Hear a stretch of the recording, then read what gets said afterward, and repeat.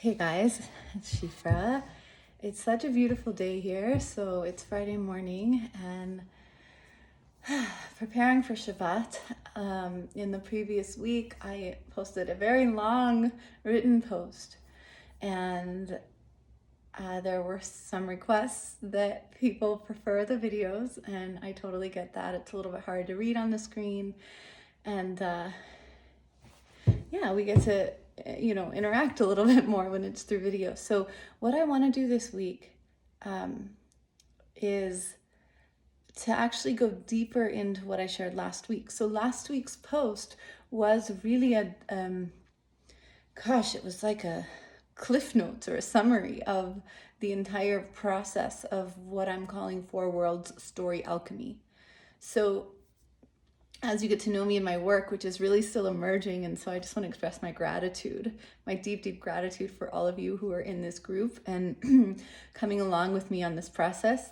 I think what I'll do in this video is to just share a little backstory. You may have heard part of it before, and then to go into the process. So it could be a longer video. I'll try and share some timestamps for you in the comments. But I just want to, offer my gratitude to you guys for being in here while this group is small and intimate. And, the book, which is still under review for publication, is something that came through me in 2021 in the summer. After over a year of being mostly alone due to COVID, which followed about a year and a half or 2 years of being mostly alone, kicking off with a 3-month period of being really completely alone with my dog, of course, in the forest.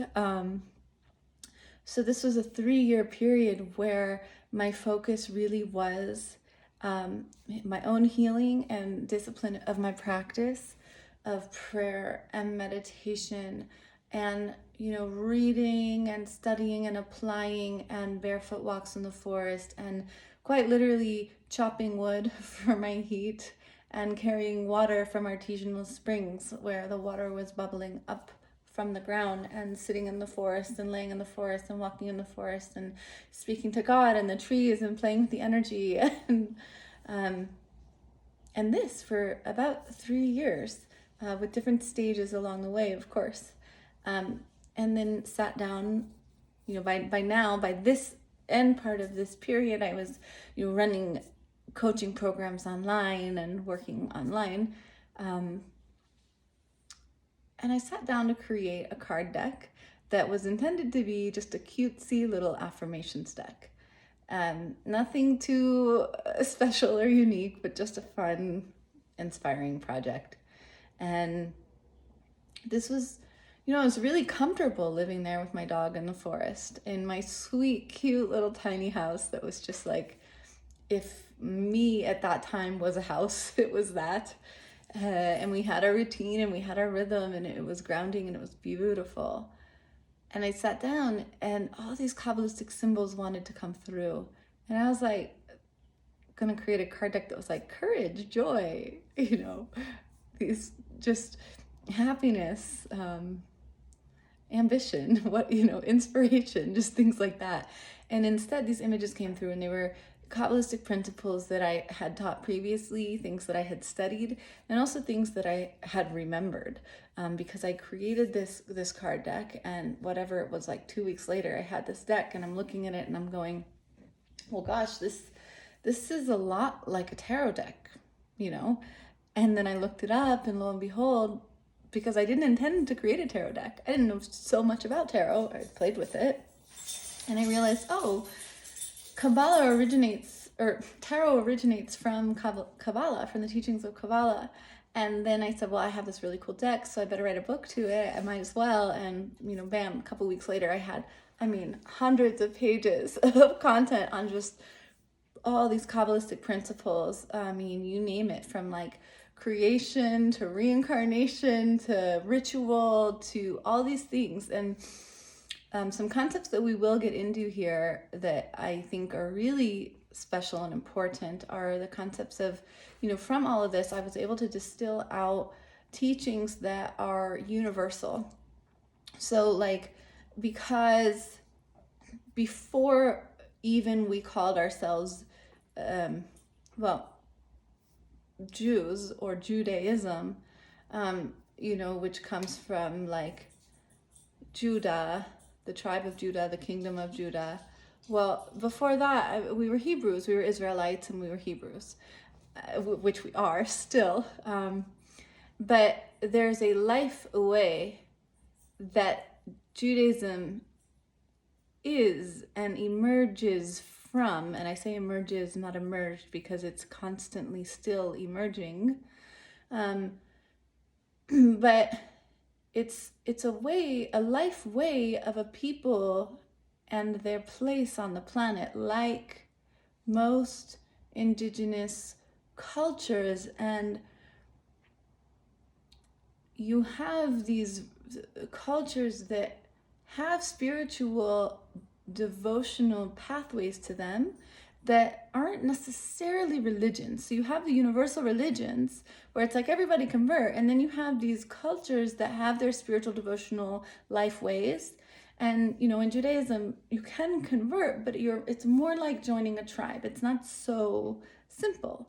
And so because it's this kind of spiritual composition rather than just like a universal religion, it can be confusing, because some of the biggest universal religions have their foundation in the Hebrew Torah. 1 second. Oh, just somebody walking by. So we can kind of blend them together, but they shouldn't be blended together. And this is part of us coming back to the roots of what is this culture really? What is this spiritual devotional practice really? And I got to spend Purim with some beautiful friends up in Monsey, New York, who from the outside you'd say, oh, they're religious, they're Hasidish, they're like so Orthodox. But if you get to know my friends, you say they're not religious. You could say they're observant, but more accurately, you would say that they're deeply devoted to their spiritual practice, which is rooted in Judaism. But if you get to know them, you know that they're not dogmatic about it, and they're really not religious about it, if you will. And so to discern the difference here, I think, is important. And what we find when we really look into the rituals and the practices and the cycles is these elemental patterns of reverence that are universally applicable. And that's why I love teaching this to people of all backgrounds, because these teachings are for everyone. And they're for everyone who wants to grow into the light and bring down more light. And that's what these are for. And so you have these elemental patterns of reverence that we learn, and these like the fundamentals of ritual. And we learn these through the 4 worlds. It's very basic. You even learn this through the Shabbat ritual. So tonight it's Shabbat. And we have a little fire ceremony followed by a sacrament, which is the wine and the breath of breathing the blessing, singing the blessing into the wine to elevate it. And you notice that, wine is our sacrament, and so many of our rituals include wine, which can be used towards in unconscious debauchery, and can also be used towards elevating. And so at a party that's Shabbat, where people are giving over Devarim and Torah and this, and taking l'chaim after l'chaim, the mood is elevated. And it's not to say that sometimes people can overdo it or whatever, but overall the mood is elevated, versus you go to a party where people are, sexualizing themselves and others, and perhaps putting on music with low frequencies, and perhaps also low vibrational lyrics, and then they're drinking drink after drink. It's a totally different story. So we have in the Shabbat ritual, we have the fire, we have the breath and the sacrament, and then we have a little water ritual. As practical as we've made it, this is what it is, of washing our hands before we then touch the food. And And then we have this earth honoring ritual. Of course, thanking Hashem as the source of it all. But then we do the blessing over the bread and over the food. And then, of course, we enjoy the company that we have with us. And so these are the elemental patterns of reverence and the foundations of ritual. So I invite you to think about that, even as you create your own ritual or your own patterns. And in the daily patterns of waking up and saying a prayer and the various blessings that, are recommended to say, and the washing of the hands and the blessing of the food, we still have these throughout the day. And what this does is it just, every time there's an opportunity to say a blessing, which there's so many, it just brings us back to, oh yeah, this isn't just about me. Oh yeah, there's something greater that's moving through me. Oh yeah, there's a higher purpose here. Even if I'm rushing to get my food down, if I have the practice of saying the blessing first, it's like, oh yeah, I want to acknowledge that I hope to use this food and the energy of this food to honor the life that is now becoming my life force, whether it was vegetation life or animal life, or fishes or whatever it was. I'm honoring it. I'm gonna pray, thank you God, put it to good use. And after we eat, to remember, okay, now that I'm finished, let me just, because I don't know about you, but I need those reminders. I need those reminders all the time, even though I'm obsessed with this topic. And it's always on my mind, and I'm always talking about spirit and God and creation and Kabbalah and all these fun things. I need the reminder. I really do. And so I hope that's helpful to you to think about it in that light as well. So this whole book and creation came through, and okay, so we're at about 12 minutes now, just taking note for myself.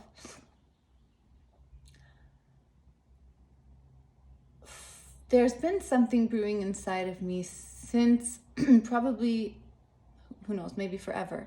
But the idea of it was since I was in school for clinical herbalism, and I was, even before that actually, because when I was 2010, when I was in Israel and learning about energy work and really getting to learn Kabbalah with my teachers there, going to, the Kever Ari, the grave site of the Arizal, who was one of the great masters of Kabbalah, who brought down so many teachings. It's really, really have a special connection. This is 2010. And then from there, studying yoga and studying the Vedas and, Kashmir Shaivism and these different teachings, and realizing, oh wow, some of what they teach in that tradition are directly related to what I've learned about my tradition. And there's so much crossover. And then going to herbalism school and learning the foundations of traditional Indian medicine, Ayurveda, traditional Chinese medicine, TCM. And even my teacher was Sufi, receiving a book from him. And I have actually 2 copies of this really sacred ancient book, which is traditional Arabic medicine for humorous medicine. And so putting all these pieces together and realizing, oh, there's what I personally know as and call 4 worlds medicine, which would be traditional Jewish medicine, which is as robust and all-encompassing as Ayurveda and TCM are. And this has been brewing inside of me since then.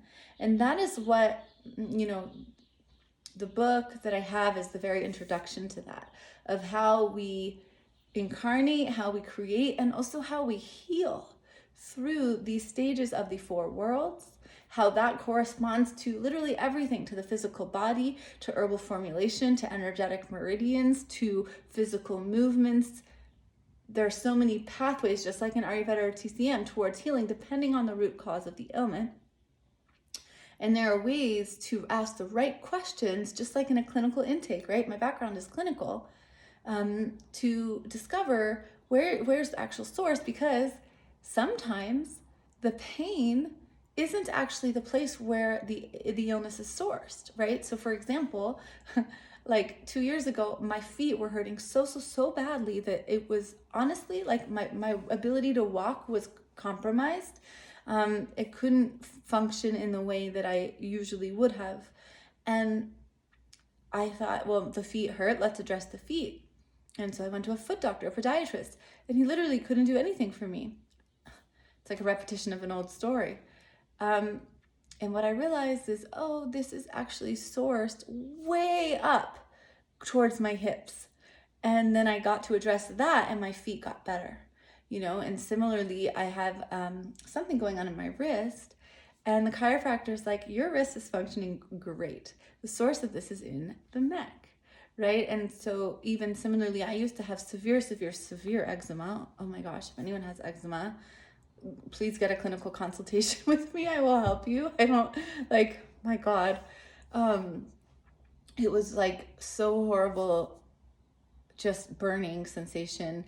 And, for years trying to address the skin, and realizing, no, eczema is rooted in, and again, it depends case by case, which is priority to address first, but it's rooted in the blood, it's rooted in the liver, and it's rooted in the emotion of anger and resentment, right? And so there are ways to inquire, and that is where we get into what I'm right now calling Four Worlds Story Medicine, or Four Worlds Story Alchemy. And that there's an entire workbook that's coming with that. So what I'm creating now, and what I want to do for the rest of this post, is to kind of walk you through a little exercise, which is what the post was last week. So you can refer to last week's post now that you're listening to this video, and have a little better, it's just perhaps easier to comprehend when I'm talking to you and walking you through it. But there is this story medicine, which is so important. And it's really foundational, I've found, in my work, having done yoga therapy, having done energy work, and clinical herbalism that includes, diet and lifestyle adjustments. That the story work, and we see this in Kabbalah, is so important, because story, how we tell our stories in Kabbalah, things manifest, whether it's good or it's an illness, and therefore things heal. You're manifesting health, Freudian slip, okay. You're manifest, whatever it is that's being created, if it's illness or health or something else, it's still coming through these 4 stages that are belief, thought, speech, and emotion, and then it comes into the world. So the story medicine is going through belief, thought, speech, and emotion. That's creating real change. And then, of course, we can support that with herbs. We can support that with energy meridian work. We can support that with movement and lifestyle and diet and everything else, which are important. But those 3 are so important. Belief, thoughts, speech, and action. So that's what the story alchemy work is. And that is what the book is. That is how we use the cards. And, it's my desire to teach it to people, walk it through with people for their own healing, right? Because the idea is that this body is the chariot for my neshama, for my soul, to do what I came here to do, which for each of us is unique and for each of us is important. And so the idea is, how do I bring more of my neshama into my body? And how do I become the driver of this chariot so that I'm not driven by my triggers, by my lower emotions, by my thoughts? How do I make it so that I am driven by my higher emotions, or even by my purpose? And the stories we tell impact that so much. But the stories we tell, we often don't even realize, because they're rooted even higher in our beliefs, right? So this is the practice. This is the work. And this is, I feel in that stage of formation, this school of 4 worlds medicine, the school of the 4 worlds medicine, to really bring this in as a cohesive modality for you to heal yourself, and then for you to, whether you're using it with your family and friends, or whether you decide to use it as a practitioner, or maybe add it to an existing practice of, whatever other type of healing work that you're already doing.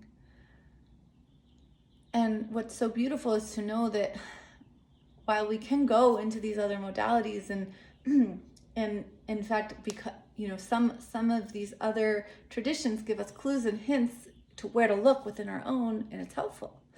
But we don't have to go outside. We can go right here at home because it's all right here. Okay, so right at 20 minutes.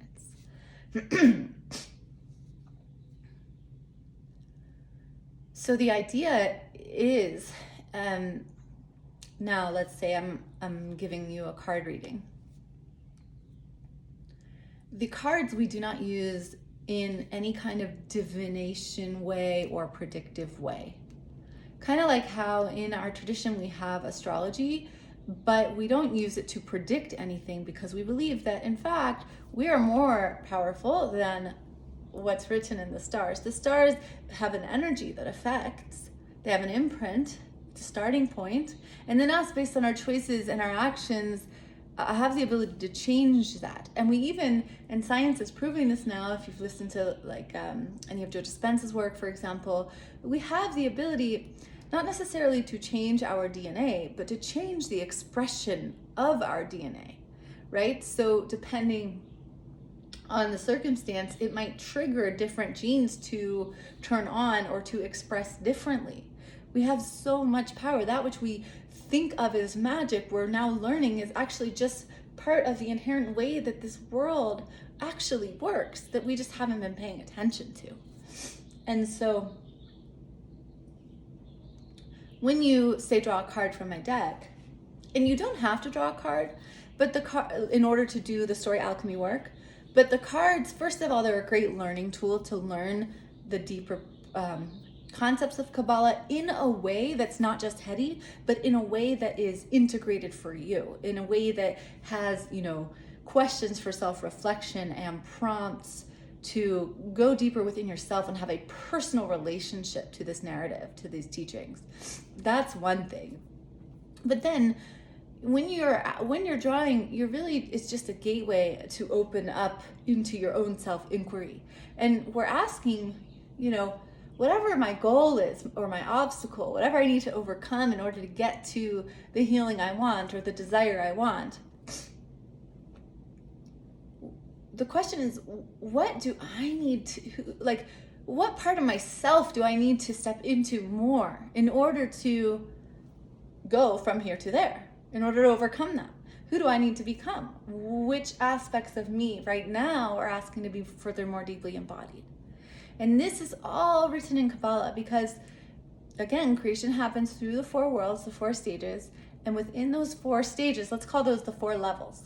Bop, bop, bop, bop. Stage 1, 2, 3, 4. Well, within those 4 stages, whether we're going up the ladder or down the ladder, then there's 10 steps, essentially. Those 10 steps are the 10 sefirot.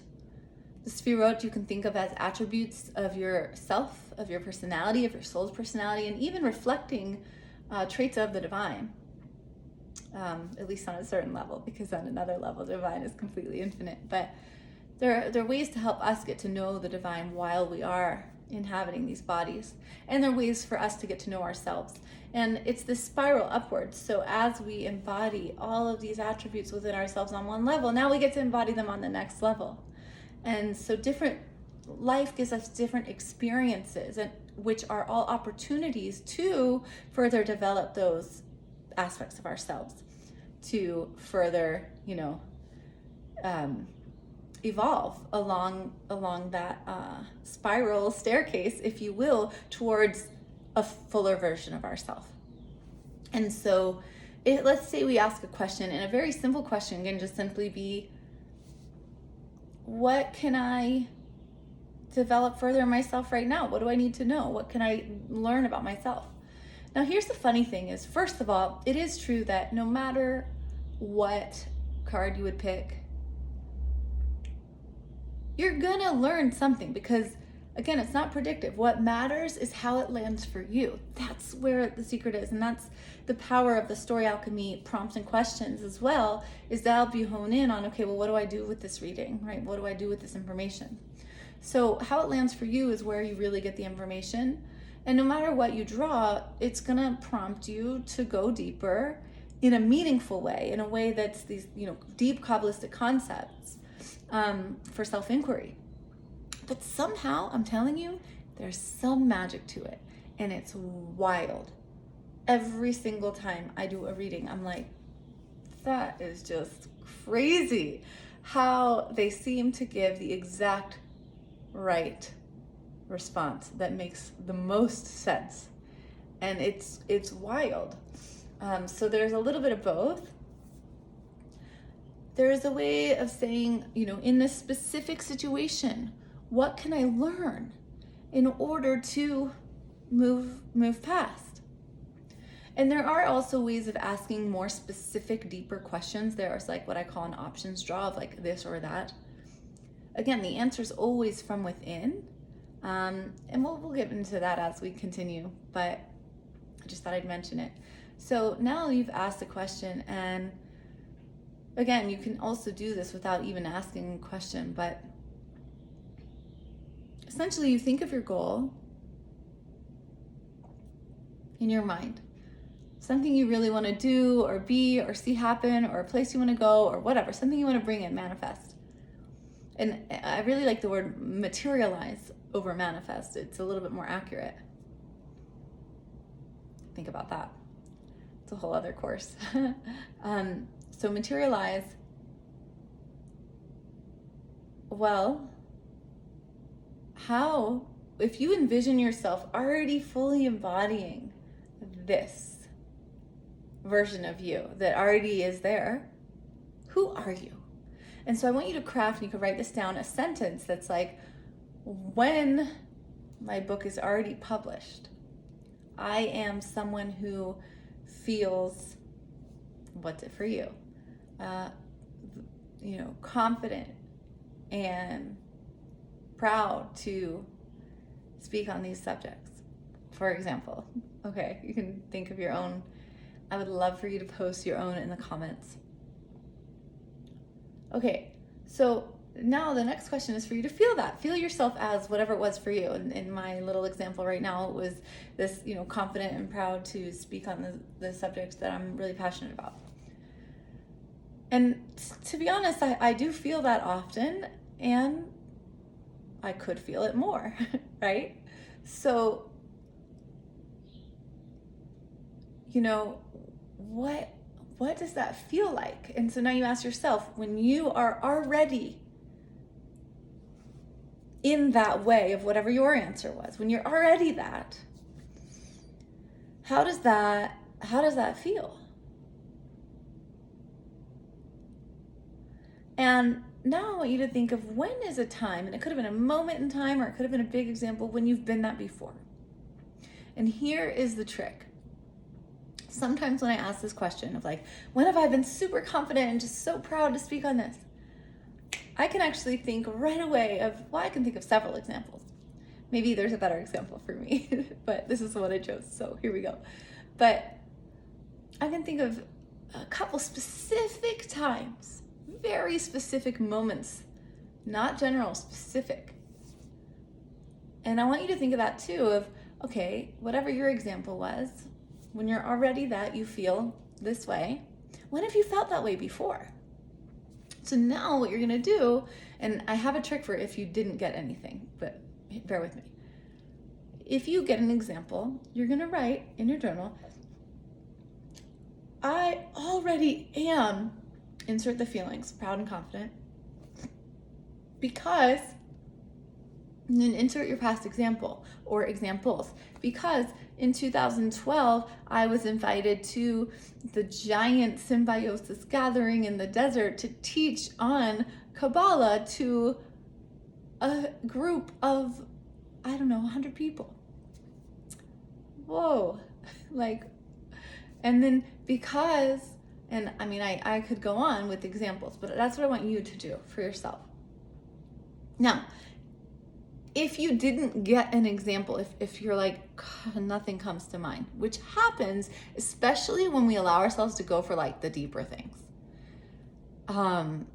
Or you did think of an example, however, there's also a, well, this time, but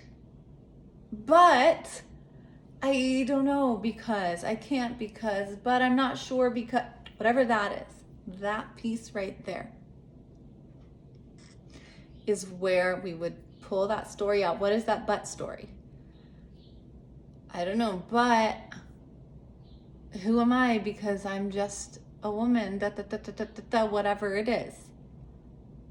That story is the piece that we would alchemize through the story work. How to alchemize it is a little bit of a deeper process for this video, which is already at 30 minutes. But what I really wanted to take you through for this video is that creating that affirmation. So if you go back and you choose something where you can create an affirmation, I already am the confident and proud woman because all these times when I've already done it, and you reinforce that for yourself. And what you're doing to draw it back to the Kabbalah drawing board is you're reinforcing a belief about yourself based on action. You're proving that belief, and it's going to trickle into your thoughts. If you say this affirmation to yourself and then breathe slowly and deeply and feel it. I already am. And you actually do that, as simple as it might sound, you actually do it. Your thoughts will start to think that into reality even more. People will start to respond to that.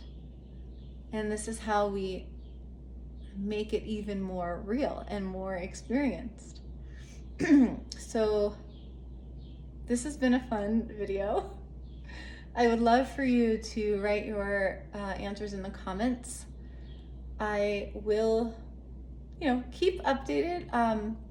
Probably sometime around Passover, I'll, be coming with some more information of when I'll start a first cohort for a foundations training. It's not the first one I've ever done, but it'll be the first one I will do in this way, with the, video course and presentations and PDFs and group work and one-on-one work, like a very robust training that will be the foundations for the next, which will be a practitioner training. So I'm very, very, very excited for this. I think that's a wrap for today, you guys. I shared so many things here. I'm so grateful for you all. Please just reach out to me, comment on here, give me your thoughts, and I hope you have a beautiful, beautiful Shabbat. Shabbat Shalom.